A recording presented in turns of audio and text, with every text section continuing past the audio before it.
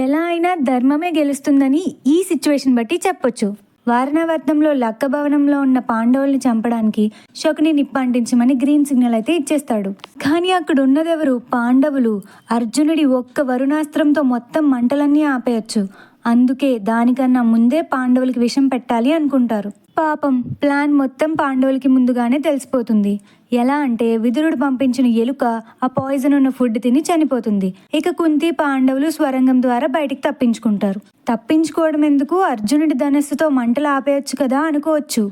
వీళ్ళు చనిపోలేదు అని తెలిస్తే దుర్యోధనుడు మళ్ళీ ఇలాంటివి ఏదో ఒకటి చేస్తూనే ఉంటాడు. అలా అని మహారాజు ధృతరాష్ట్రుణ్ణి కాదని పాండవులు ఏం చేయలేరు. సో ఈ గొడవ అంతా ఎందుకని మంటల్లో కాలిపోయారని పాండవులు నమ్మించి అజ్ఞాతంలో బ్రాహ్మణుడి వేషంలో బతకాలి అనుకుంటారు.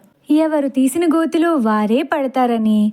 అంత గొప్ప భవనం కట్టిన పురోచనుడు తను పెట్టిన మంటల్లోనే ఫ్యామిలీతో సహా కాలిపోతాడు.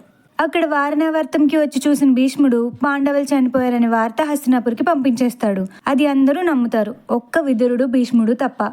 ఇంకా ద్రౌపదుడు పాండవులంత మంచివాడేం కాదు కదా. అందుకే తనకు జరిగిన పరాభవంకి ప్రతీకారం కోసం పెద్ద స్కెచ్చే వేస్తాడు.